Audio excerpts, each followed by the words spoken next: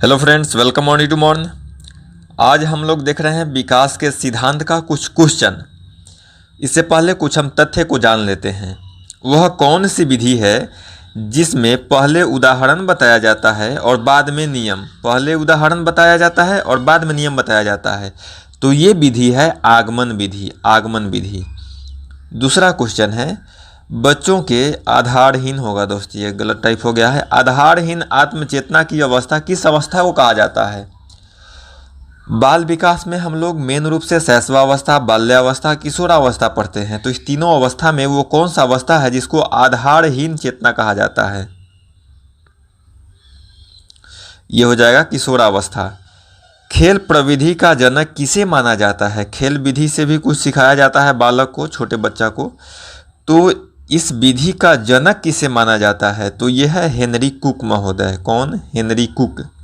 इसके बाद आपके सामने एक क्वेश्चन है, ये सीटेट 2015 में पूछा गया प्रश्न है।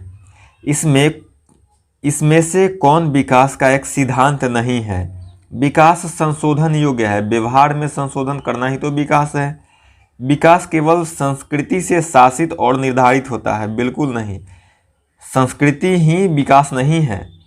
काहे कि बच्चा दूसरे देश में भी जाके पढ़ता है, वहाँ इसके संस्कृति से कोई मतलब नहीं होता है। तो ये बिल्कुल गलत है। दूसरा, विकास जीवन पर्यंत चलता है। बिल्कुल। विकास वंशानुक्रम एवं पर्यावरण दोनों का प्रभाव है। बिल्कुल सही है। 3 स्टेटमेंट सही है, लेकिन आपको यहाँ से गलत पूछा है आपसे। आपका आंसर हो जाएगा 2 नंबर।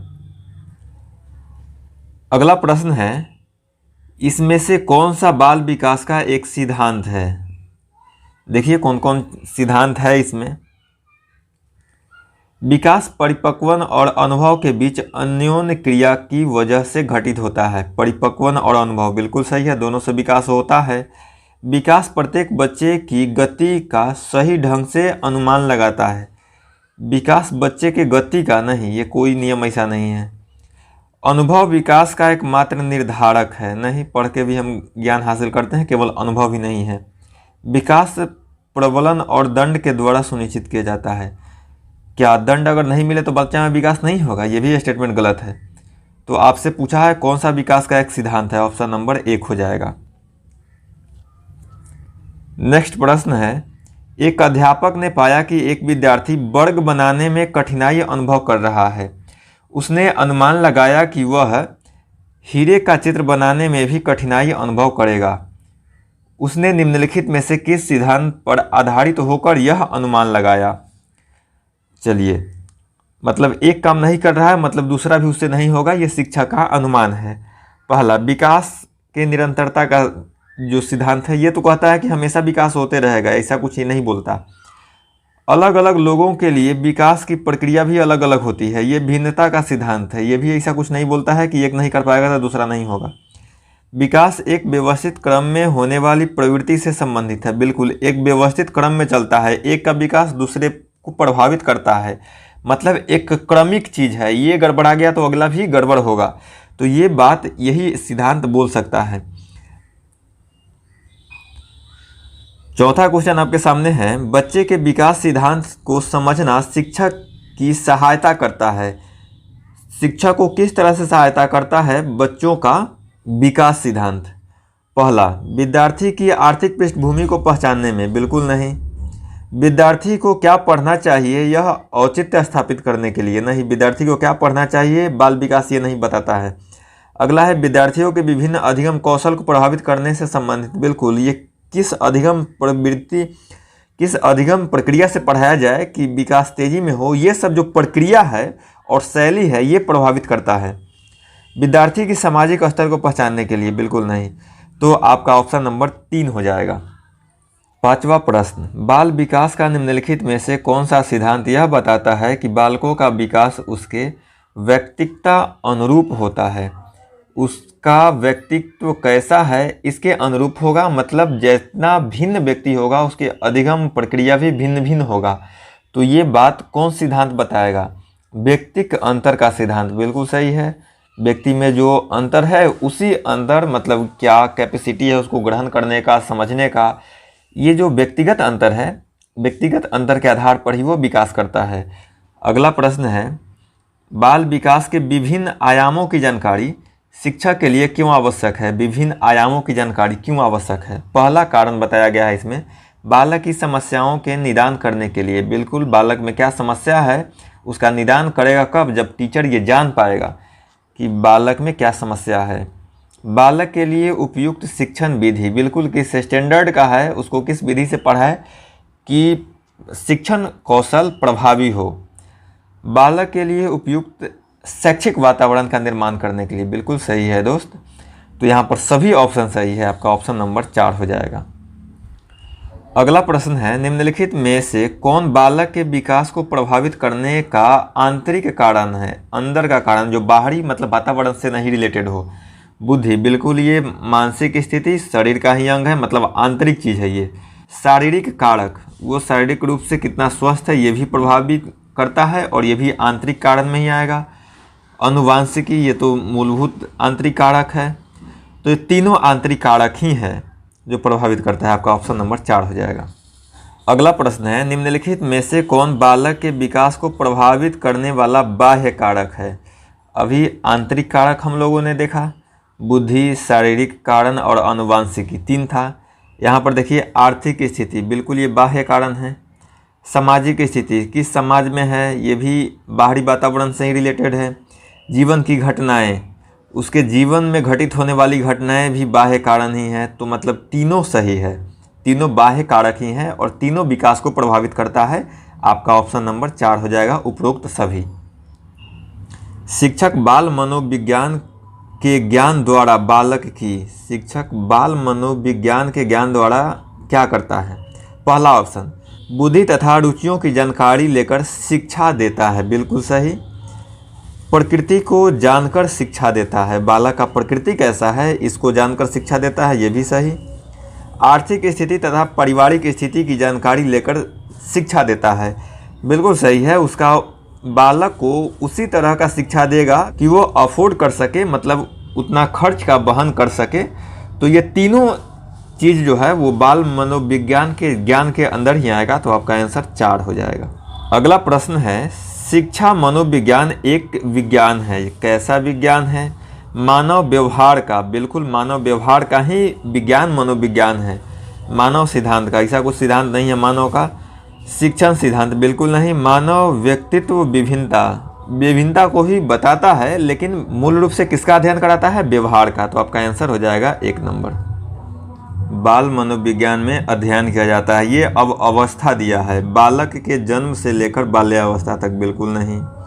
बालक के जन्म के पूर्व गर्भावस्था से लेकर किशोरावस्था तक, बिल्कुल। जन्म से पहले से लेकर किशोरावस्था तक, उसके बाद तो प्रौढ़ावस्था में चल जाएगा, तो बाल मनोविज्ञान के अंतर्गत नहीं आएगा।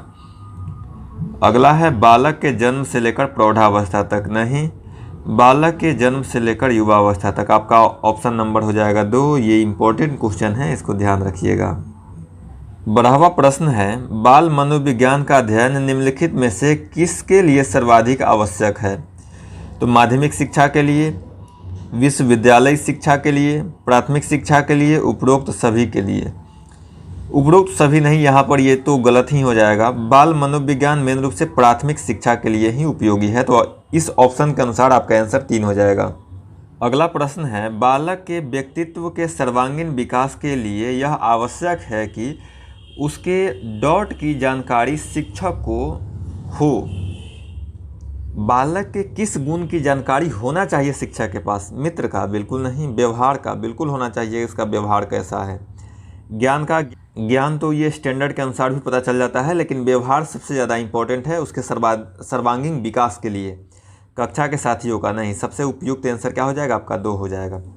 निम्नलिखित में से किसे बाल मनोविज्ञान की उपयोगिता के अंतर्गत नहीं रखा जाता? नहीं रखा जाता, ये देखना है आपको। बाल मनोविज्ञान के उपयोगिता के अंतर्गत बालक के भविष्य के बारे में पूर्व कथन में सहायक, बिल्कुल मनोविज्ञान के आधार पर हम उसके भविष्य कैसा होने वाला है, वो आगे चलकर क्या बनेगा, इसका अनुमान हम लगा सकते हैं। बालक निर्देशन में सहायक, बिल्कुल सही है। बालक को किस तरह से निर्देशित करना चाहिए, ये भी सही है। शिक्षा की आर्थिक प्रगति में सहायक, बिल्कुल नहीं दोस्त। ये आर्थिक स्थिति कहाँ से आ जाएगा बाल मनोविज्ञान में? बालक के व्यक्तित्व विकास के समझने के लिए, आपसे नहीं ही पूछा है तो गलत आंसर आपका आंसर होगा, तो हो जाएगा ऑप्शन नंबर 3। चलिए, वही आपको निगमन विधि यहाँ पर आया। वह कौन सी विधि है जिसमें पहले नियम बताया जाता है और बाद में उदाहरण? तो ये है निगमन। और आगमन में क्या हो रहा था, पहले उदाहरण बताया जा रहा था और बाद में नियम। तो आगमन का उल्टा है निगमन। चलिए, 15वां प्रश्न है, विकास कभी न समाप्त होने वाली प्रक्रिया है, यह विचार किससे संबंधित है? मतलब न समाप्त होने वाली, निरंतर चलने वाली। तो ये निरंतरता का ही सिद्धांत है, ऑप्शन नंबर 2।